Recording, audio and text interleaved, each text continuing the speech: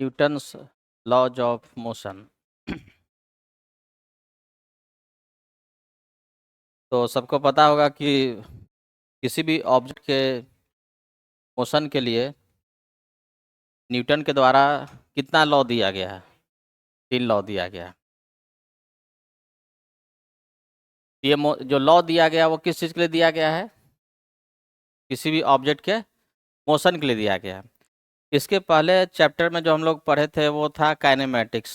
Kinematics में हम लोग डिस्कस किए थे किसी भी ऑब्जेक्ट के मोशन के बारे में, और मोशन के बारे में स्टडी किए थे बिना उस मोशन के कारण को जाने, without knowing the reason behind the motion. अब हम लोग उस कारण को भी समझेंगे। इसलिए अब नेक्स्ट क्या चीज़ आ गया कि किसी के मोशन के पीछे कौन कौन सा कारण है, तो उसके लिए कुछ लॉ दिया गया, प्रपोज किया गया न्यूटन के द्वारा। तो न्यूटन के द्वारा 3 लॉ मेनली प्रपोज किया गया मोशन के संबंध में, तो जिसको बोलते हैं first law of motion, second law of motion and third law of motion. सबको थोड़ा बहुत तो सब आइडिया होगा ही, तो एक बार रिवीजन करते हैं। छोटा छोटा क्वेश्चन पूछेंगे सबसे। पहला, फर्स्ट लॉ ऑफ मोशन।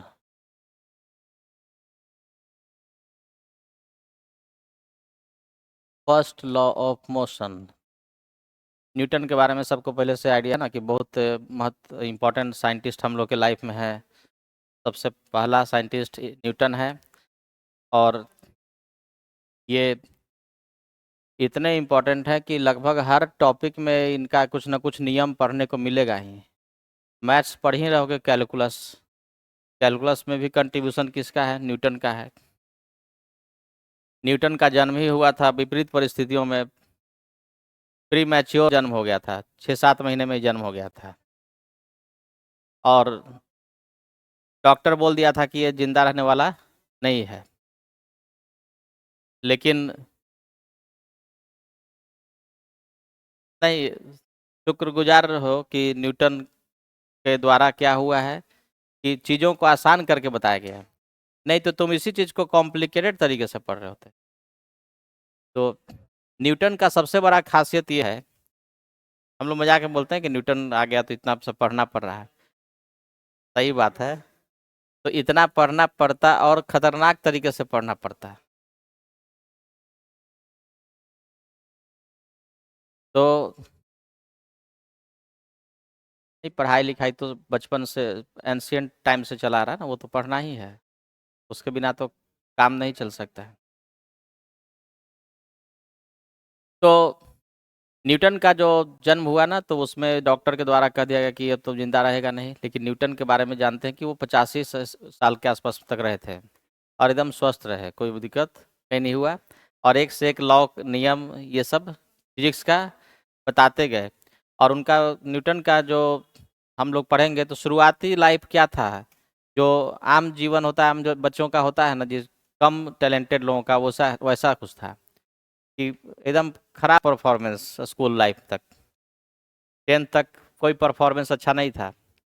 सब लोग, किसी को कोई आशा नहीं थी कि बहुत अच्छा कुछ करने वाला है। वो तो बनाओ धन्य की प्लेग हो गया उस समय। प्लेग हो गया जैसे इस समय कोरोना हुआ था। हम लोग उसमें कोरोना हुआ तो सब स्कूल कॉलेज बंद हो गया था। उस समय प्लेग हुआ था, तो प्लेग हुआ तो कॉलेज और स्कूल सब में छुट्टी हो गई। न्यूटन घर चले आए। न्यूटन घर चले आए तो वहाँ पे खाली समय मिला, बहुत सारा वो सोचने उचने लगे, अपना समय मिला, अपने माइंड से काम किए। तो फिर उसके बाद उनका बहुत सारा चीज़ वहाँ से स्टार्ट होता है, नया लाइफ। और फिर वहाँ से मेनली सेल्फ स्टडी के थ्रू बहुत सारी चीज़ों को, और अपने से सोच सोच करके बहुत कंटिन्यूअस स्टडी करने वाले आदमी थे। 16-16 घंटा तक काम कर सकते थे, 16 घंटे तक किसी चीज़ पे सोच रहे हैं। फिर न्यूटन के द्वारा एक बुक लिखा है प्रिंसिपिया, जिसमें सारे जो जितना भी नियम पढ़ते हैं उसको उनके शब्दों में लिखा हुआ है। और उस समय न्यूटन की ख्याति इतनी बढ़ गई थी कि सबसे महत्वपूर्ण आदमी ये यूरोप में माने जाने लगे थे। और जितने भी साइंटिस्ट हुए हैं सब पैसा भी बहुत कमाए हैं। जो हम लोग के मन में रहता है ना भ्रांति कि साइंटिस्ट है, इसको इधर उधर का ज्ञान नहीं होगा, बहुत ज्ञान होता है, सब प्रैक्टिकली काफ़ी स्ट्रांग होते हैं। तो तरह से बहुत सारा प्रैक्टिकल और चीज़ उनके साथ हुआ। और न्यूटन का सबसे खास बात यह है कि ये आम इंसान के लिए उसको ध्यान में रख करके सब लॉ को एकदम सिंपल वर्ड्स में एक्सप्लेन किए। आइंस्टाइन के बारे में भी सुने ही होंगे, तो आइंस्टाइन के बारे में भी जानते हैं, और ये दोनों के बीच में चलता है डिबेट कि कौन ज़्यादा साइंटिस्ट है, वो ग्रेट है, ब्रिलियंट है, न्यूटन है कि आइंस्टाइन है। तो देखो, न्यूटन की बात को हम लोग समझ लेते हैं, महान इसलिए मान रहे हैं कि एक से एक लॉ दिए।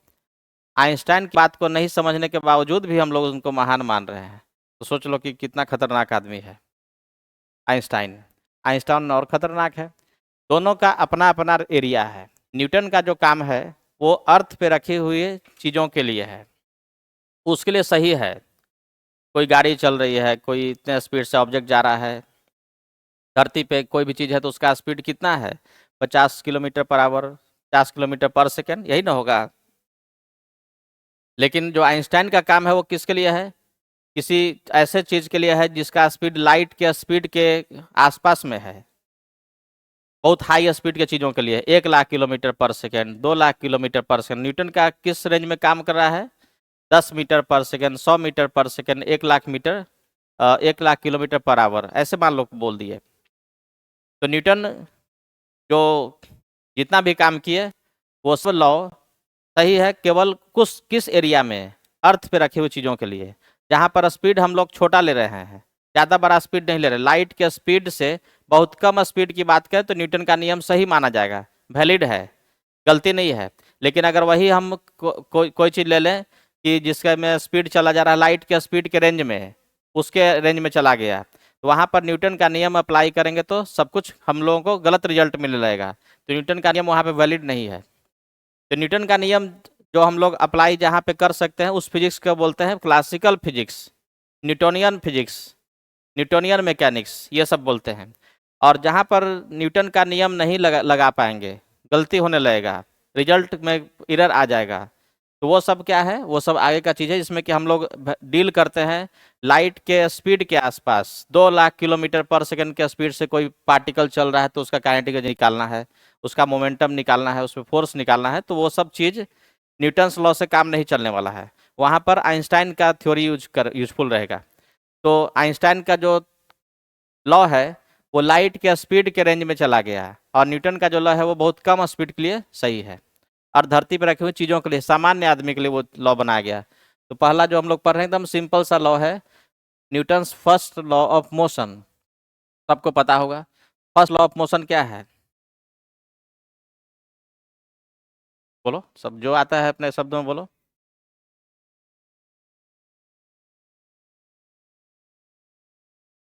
क्या है लॉ,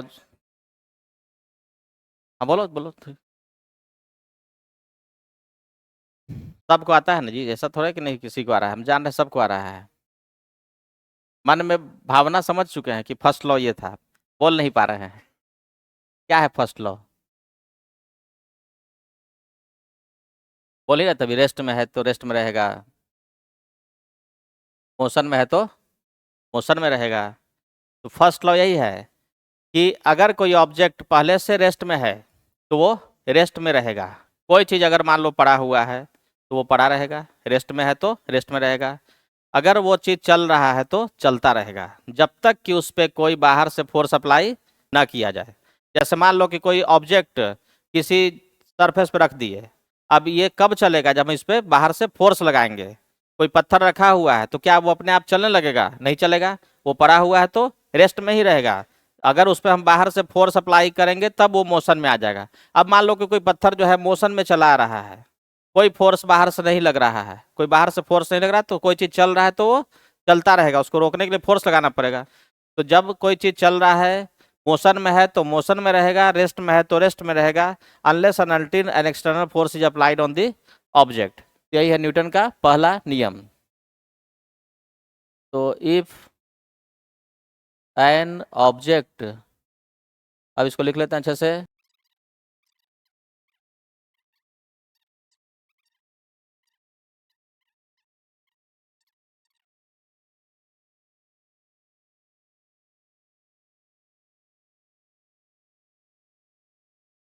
यानी कि अगर किसी ऑब्जेक्ट पे बाहर से कोई फोर्स अप्लाई नहीं कर रहे हैं तो वो रेस्ट में है तो रेस्ट में रहेगा, मोशन में है तो मोशन में कांस्टेंट वेलोसिटी से चलता रहेगा। That is if no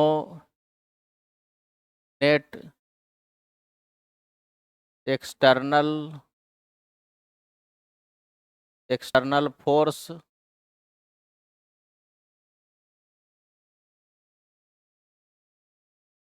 acts on a body,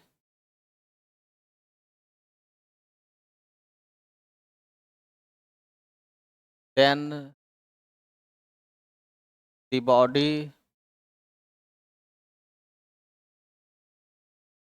then the body remains at rest if it was at rest, or with constant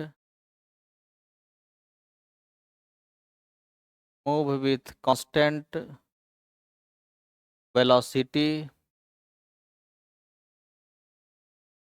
if it was moving.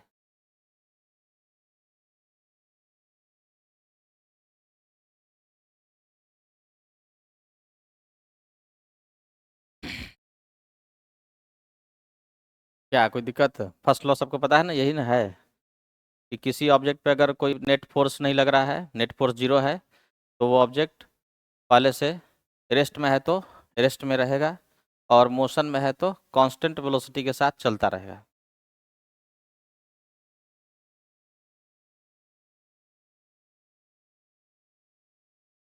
तो सबको समझ में आ गया?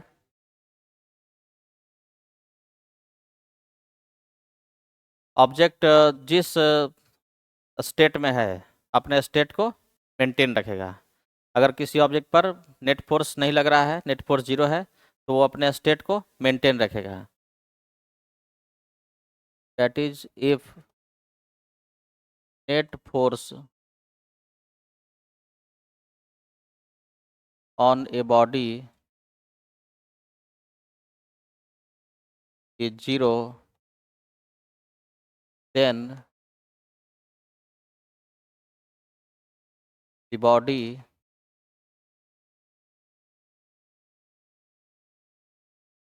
maintains its state of rest or motion.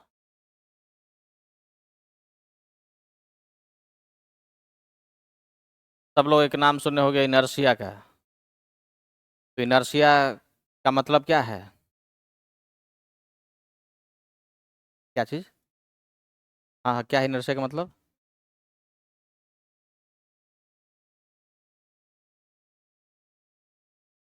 तो inertia का मतलब एकदम आसान सा है कि अपने स्टेट को मेंटेन रखने का टेंडेंसी, ये प्रॉपर्टी हर ऑब्जेक्ट में होता है। किसी भी ऑब्जेक्ट में जो ये प्रॉपर्टी है अपने स्टेट को मेंटेन रखने का, इस प्रॉपर्टी का नाम क्या है? इनर्शिया।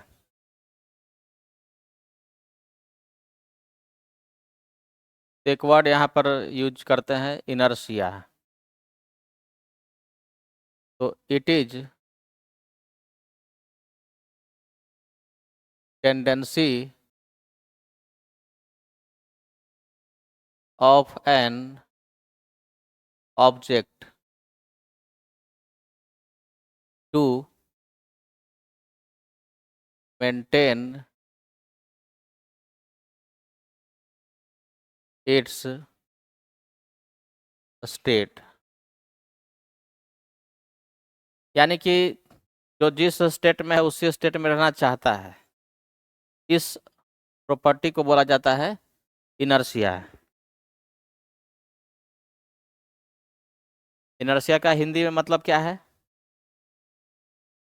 हिंदी में नहीं किसी को पता है तो बताओ जरा, तो लिख देते हैं। लिखने भी आता है?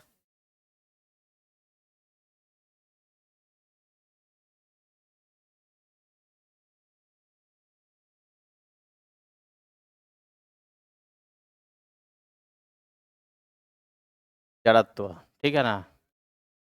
अभी जाड़ा का समय आ रहा है। जाड़ा,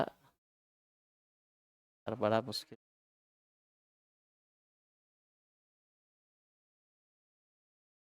जाड़ा बना है इसी से ना।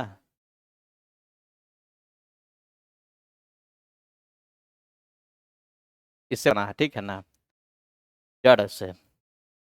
जड़ मतलब कि नहीं बोलते हैं कि एकदम जड़ आदमी है वो। जड़ आदमी है मतलब कि एकदम बैठा हुआ तो बैठा हुआ है, कहीं उठने का नाम नहीं ले रहा है, जिस अवस्था में उसी अवस्था में एकदम निश्चिंत बैठा हुआ है। जाड़ा क्या करता है? जाड़े में जब तुम रजाई के अंदर में जाते हो तो उठने का मन करता है? नहीं करता है, एकदम लगता है कि अब यहाँ से नहीं उठे। जाड़ा का प्रॉपर्टी है वो आदमी को जड़ बनाता है, मतलब जिस अवस्था में है उस अवस्था में उसको रखना चाहता है। इसी से बन गया जड़त्व। जिस अवस्था में है उस अवस्था में रहने की प्रॉपर्टी, ये है हर ऑब्जेक्ट का। इस प्रॉपर्टी का नाम क्या है? जड़त्व, इनर्शिया। तो tendency to maintain its state of motion और रेस्ट, इसको बोलते हैं इनर्शिया। यानी कि अगर किसी ऑब्जेक्ट पे फोर्स नहीं लगा तो अपने इनर्शिया को मेंटेन रखेगा, अपने स्टेट को मेंटेन रखेगा, इनर्शिया में रहेगा। जाड़ा बढ़ता है तो देखते हो आदमी के अंदर में इनर्शिया बढ़ जाता है। हम लोग में क्या होता है, जाड़ा के समय में सो गए तो उठने का मन नहीं करेगा, और अगर नहीं सोए हैं तो सोने का भी मन नहीं करेगा, जब तक कि एक्सटर्नल फोर्स सप्लाई न किया जाए। जैसे मान लो रात में मोबाइल हाथ में आ चुका है, अब तो नींद आ भी रही है तो नींद नहीं आएगी, नहीं सोएंगे। अब उधर से एक्सटर्नल फोर्स के रूप मम्मी पापा या कोई बड़े आदमी छोटा आदमी कोई भी डांट दिया, कोई बोल दिया, कुछ ना कुछ फोर्स के रूप में आया, इफेक्ट के रूप में आया कि अरे 2 बज गया अभी तक फिल्म देख रहा है, चलो सो। तो तब मोबाइल जबरदस्ती रख करके सोने की कोशिश करेंगे, नहीं तो तुम अपने इनर्शिया में रहोगे। 12 बजे से 2 बजे तक फिल्म देख रहे थे तो देखते रहोगे। अब सो गए, अब किसके हाथ में है उठने का? 6 बजे मान लो उठना है, अब 6 बजे उठने का मन करेगा? 4 बजे इनर्शिया खतरनाक रूप लिए रहता है, 5 बजे और खतरनाक है, 6 बजे थोड़ा थोड़ा इनर्शिया कम हुआ लेकिन सोने उठने का मन नहीं करेगा। उधर से मम्मी पापा है, कह रहे तुम्हारा आज एग्जाम है 7 बजे, सो रहा है, उठो। तब जा करके उधर से जो है इनर्शिया टूटेगा। तो वही चीज फर्स्ट लॉ है कि जो जिस अवस्था में है उसी अवस्था में रहना चाहता है जब तक कि कोई एक्सटर्नल फोर्स सप्लाई न किया जाए।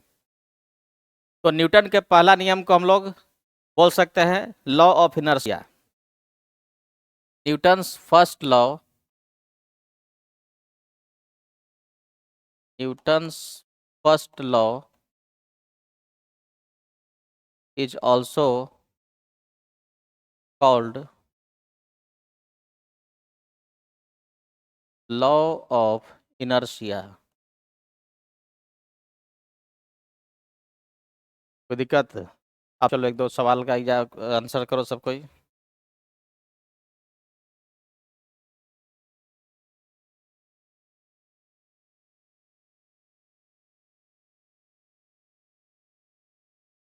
Newton's first law, Newton's first law of motion defines. Option देते हैं। न्यूटन का पहला नियम किसको डिफाइन करता है? आंसर किसी को पता है तो बताओ। जो भी आंसर रहेगा हम लिखते जाएंगे। इनर्शिया। और किसी का आंसर कुछ आ रहा है? चलो एक दो और नाम जोड़ते हैं।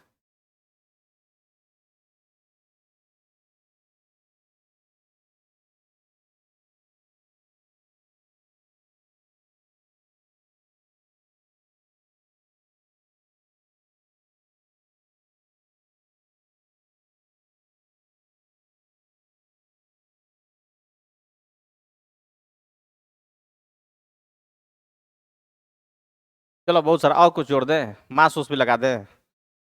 चलो मास भी बोल देते हैं।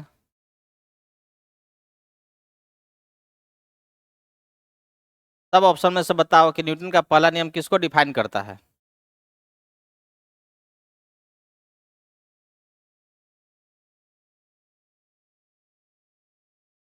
फ्रेम ऑफ रेफरेंस भी आ रहा है आंसर में। सिर्फ ए लग रहा है, तो देखते हैं। सब सोच लिए तो बढ़िया से बताओ। तो इनर्शिया सबका आंसर है, इसमें किसी को लग रहा है कि आंसर ये नहीं होगा? सबके अनुसार इनर्शिया है कि नहीं है? है। इनर्शिया के बारे में जानते ही हो। इनर्शिया क्या है? किसी भी ऑब्जेक्ट का टेंडेंसी है, जो किसी ऑब्जेक्ट का टेंडेंसी जो अपने स्टेट को मेंटेन रखना चाहेगा, ठीक है। तो इस प्रॉपर्टी को का नाम है इनर्शिया। इनर्शिया कोई फिजिकल क्वांटिटी है? इनर्शिया क्या है? प्रॉपर्टी है, टेंडेंसी है, तो उसको फिजिकल क्वांटिटी के लिस्ट में नहीं रखेंगे।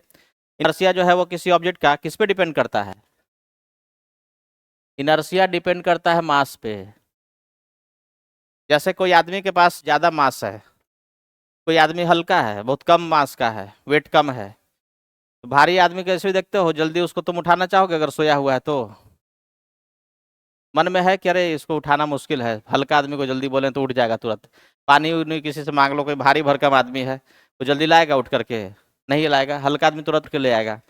तो जिसका मास कम है उसका इनर्शिया कम है, जिसका मास ज़्यादा है इनर्शिया ज़्यादा है। अगर भारी पत्थर है और एक जगह हल्का पत्थर है, छोटा पत्थर है, किसको चलाना आसान है? छोटा पत्थर को।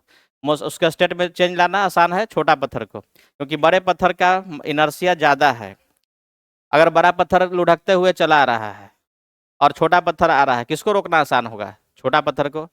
तो जिसमें मास ज़्यादा होगा उसका इनर्शिया ज़्यादा होगा, तो इनर्शिया होता है डायरेक्टली प्रोपोर्शनल टू मास।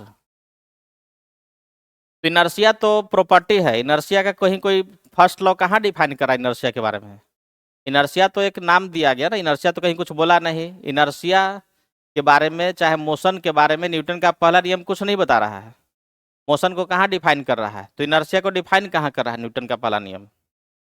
वो तो बता रहा है कि अगर एक्सटर्नल फोर्स लगेगा तो स्टेट चेंज होगा, एक्सटर्नल फोर्स नहीं लगा तो अपने स्टेट में रहेगा, ये बस बता रहा है। इस चीज़ का हम लोग नाम दे दिए इनर्शिया, तो न्यूटन का पहला नियम इनर्शिया को डिफाइन नहीं कर रहा है, तो ऑप्शन गलत हो गया। अब बताओ, फोर्स क्या बोला गया फर्स्ट लॉ में? कि अगर किसी ऑब्जेक्ट पर कोई भी बाहरी फोर्स अप्लाई नहीं किया गया तो ऑब्जेक्ट अपने स्टेट को मेंटेन रखेगा, रेस्ट में है तो रेस्ट में रहेगा, मोशन में है तो मोशन में रहेगा। तो क्या ये फर्स्ट लॉ फोर्स डिफाइन कर रहा है? कर रहा है। कैसे कर रहा है बताओ? कि फोर्स का डेफिनेशन यहाँ पर कैसे मिला है, कि फोर्स क्या चीज़ है, ये फर्स्ट लॉ बता रहा है? फर्स्ट लॉ में कुछ ऐसा बताया गया कि फोर्स कुछ ऐसा चीज़ है, फोर्स लगने से कुछ ऐसा हो रहा है, फोर्स का वैल्यू इतना होगा? फोर्स वेक्टर क्वांटिटी है, उसको कम्प्लीटली डिफाइन करना है तो बताना पड़ेगा कि फोर्स का वैल्यू ऐसे निकलेगा, डायरेक्शन ऐसे पता चलेगा। फर्स्ट लॉ में कहीं कोई ये बात पता चल रहा है? नहीं पता चल रहा है, तो फोर्स को डिफाइन भी नहीं कर रहा है। मोशन,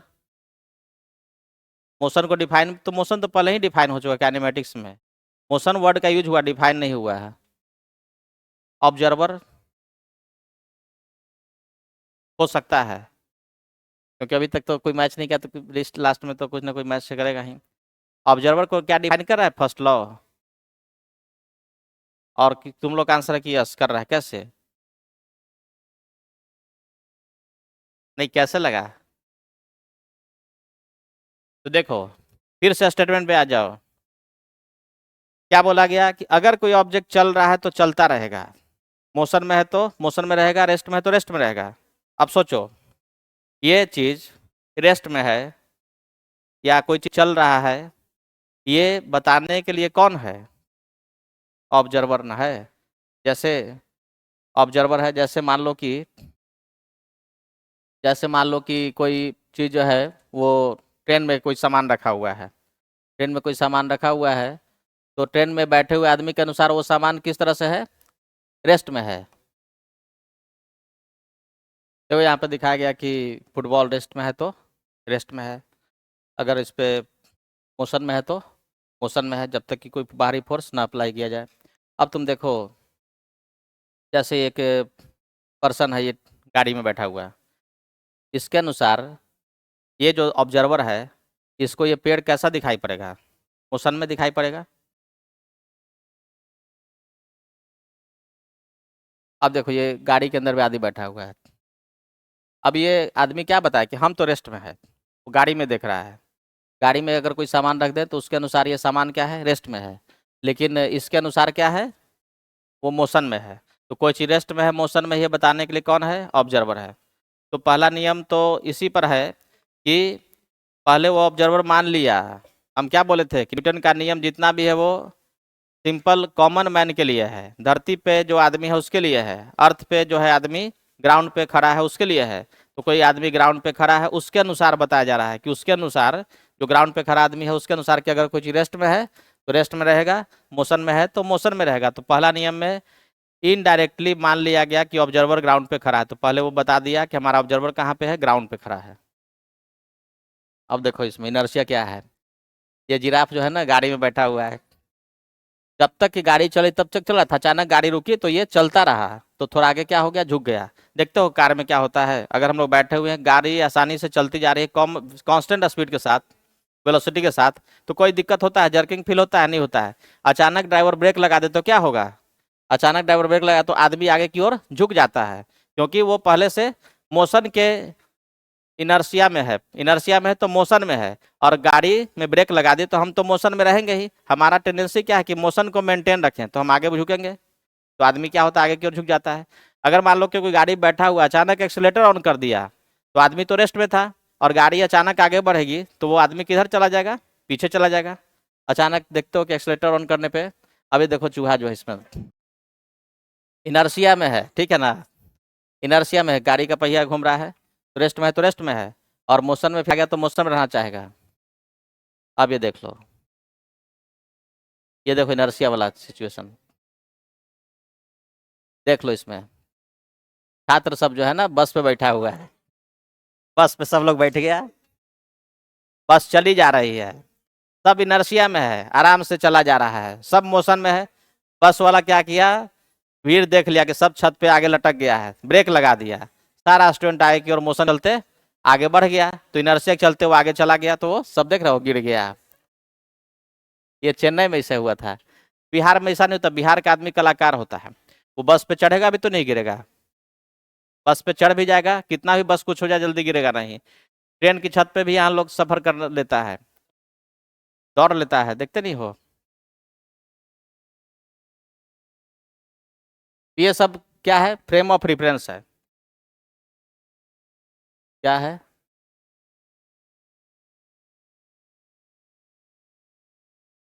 ये देखो इनर्शिया वाला दिखा रहे थे, बस चली जा रही है, उसमें जो आदमी बैठा हुआ है जैसे ही ब्रेक लगा तो किधर झुक गया, पीछे, आगे, ब्रेक लगा तो आगे में झुक गया, और अगर एक्सीलेटर ऑन कर दिया तो किधर जाएगा, पीछे, क्योंकि पहले से मोशन में था, मोशन में था, बस रोक दिए तो बस तो रुक गया, लेकिन आदमी मोशन में रहा तो इधर जाएगा, आगे जाएगा। तो ये फर्स्ट लॉ में क्या बताया जा रहा है, इनर्शिया के बारे में थोड़ा सा यूज हुआ, इनर्शिया का यूज हुआ, लेकिन डिफाइन किसको किया गया, डिफाइन किया गया है ऑब्जर्वर को।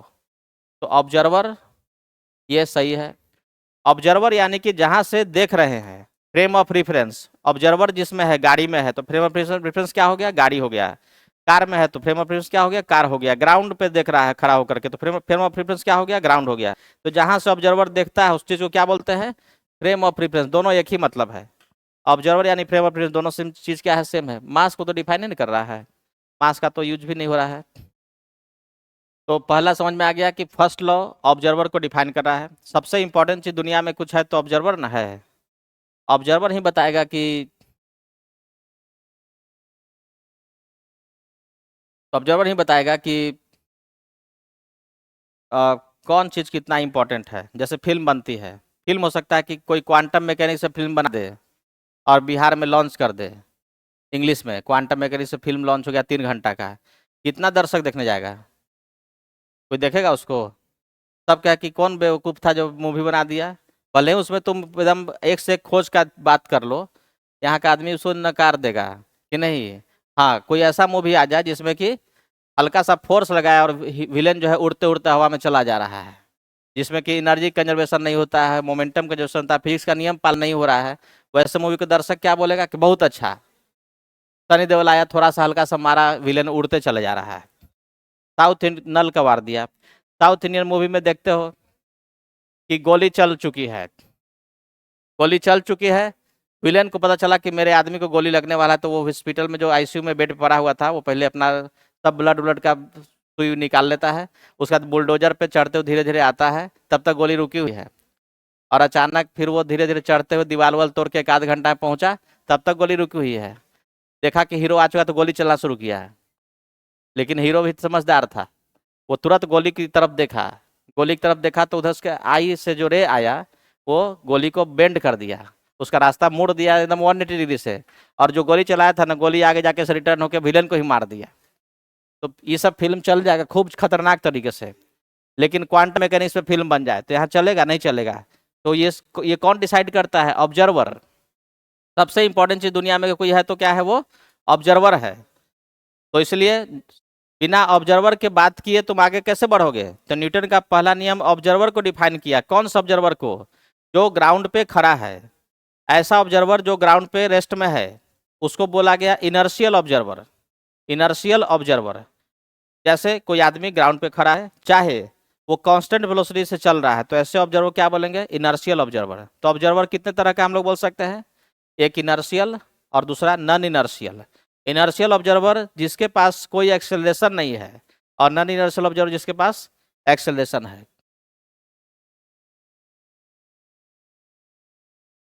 तो हम लोग यहाँ पर समझेंगे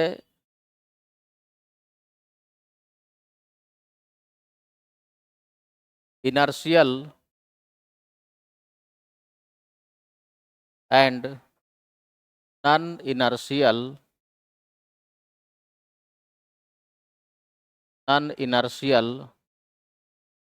ऑब्जर्वर।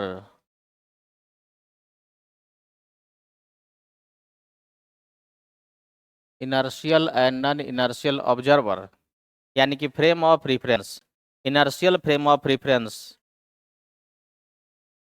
तो देखो, ऑब्जर्वर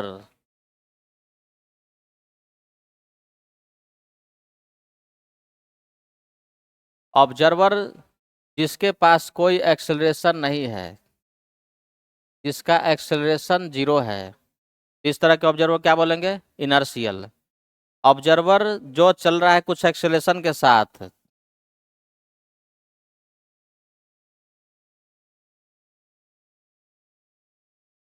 तो ऑब्जर्वर जो चल रहा है एक्सेलरेशन के साथ, जिसका एक्सेलरेशन का वैल्यू 0 नहीं है, ये वाला हो गया इनर्शियल, ये वाला हो गया नॉन इनर्शियल।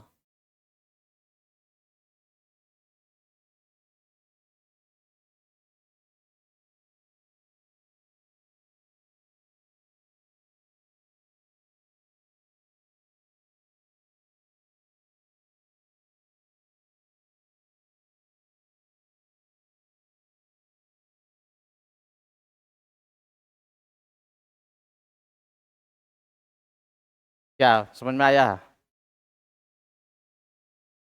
तो न्यूटन का पहला नियम या कोई भी नियम, दूसरा तीसरा सब इसी ऑब्जर्वर के अनुसार है।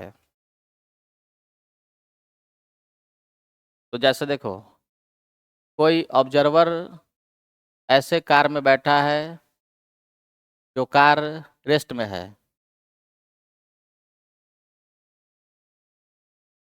कार है रेस्ट में, ये ऑब्जर्वर या फ्रेम ऑफ रेफरेंस कैसा हो गया? इनर्शियल हो गया ना। और अगर कोई कार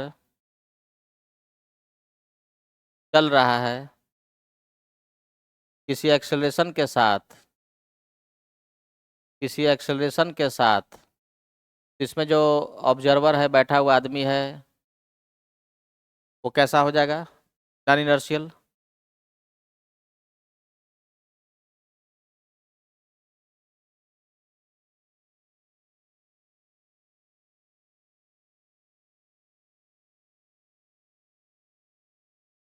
कोई आदमी छत पे बैठा हुआ है तो कैसा ऑब्जर्वर? इनर्शियल। कोई आदमी ग्राउंड पे खड़ा है तो वो कैसा ऑब्जर्वर? इनर्शियल। छत पे बैठा हुआ आदमी दारू पी के बैठ गया, इनर्शियल ऑब्जर्वर है। अगर वो गिर जाएगा तो कैसा ऑब्जर्वर हो जाएगा? Non inertial. अब गिर गया तो उसके पास एक्सेलरेशन आ गया। कोई आदमी लिफ्ट में चला जा रहा है, लिफ्ट जा रहा है कांस्टेंट स्पीड के साथ, तो वो कैसा ऑब्जर्वर है? लिफ्ट ऊपर जा रहा है कांस्टेंट वेलोसिटी के साथ, तो वो कैसा ऑब्जर्वर है? इनर्शियल, क्योंकि एक्सेलरेशन 0 है। लेकिन लिफ्ट की रस्सी टूट जाए तो उसमें जो बैठा हुआ आदमी वो कैसा ऑब्जर्वर हो जाएगा? वो नॉन इनर्शियल हो जाएगा। तो न्यूटन का जो नियम बोला जा रहा है ना, वो कौन बता सकता है? ये ऑब्जर्वर केवल बता सकता है। न्यूटन का पहला दूसरा तीसरा कोई भी नियम है वो इसी के अनुसार सब कुछ हो रहा है, यही बोलेगा। इसी आदमी के अनुसार सही पाया जाएगा। अगर ये बोलेगा तो इसको सही नहीं लगेगा, इसके अनुसार वो वैलिड नहीं होगा। तो न्यूटन का नियम वैलिड है ओनली फॉर इनर्शियल ऑब्जर्वर। हो गया ना? नोट कर लिए? तो यहाँ पर एक चीज नोट कर लेते हैं कि ऑल न्यूटन्स लॉज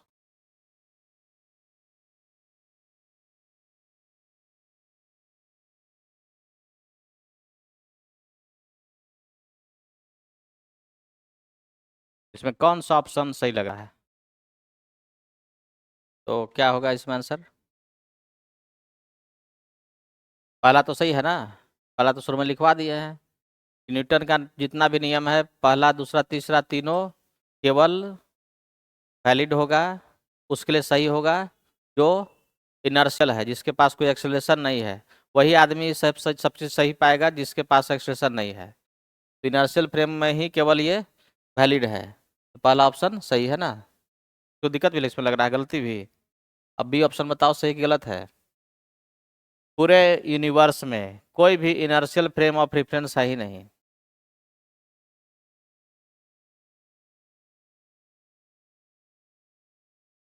अर्थ भी नहीं है। या इसमें है कि earth is an inertial frame. धरती को हम लोग इनर्शियल फ्रेम बता रहे हैं कि धरती इनर्शियल फ्रेम ऑफ रेफरेंस है। और उधर बोला जा रहा है कि कोई फ्रेम ऑफ रेफरेंस इनर्शियल है ही नहीं। एग्जैक्ट सेंस में बात करेंगे तो, एग्जैक्ट बात किया जाए एब्सोल्यूट सेंस में तो बी ऑप्शन क्या सही गलत है? सही है। किसी को गलती भी लग रहा है इसमें? गलत लग रहा है कैसे? क्या चीज? ग्रेविटी हट जाएगा तो ग्रेविटी से चलने का, मोशन का यहाँ पे मतलब नहीं ना है। अर्थ मान लो चल रहा है। क्या चीज? हाँ, एक्सटर्नल फोर्स नहीं लगा, ठीक है। कैसे नहीं लगेगा?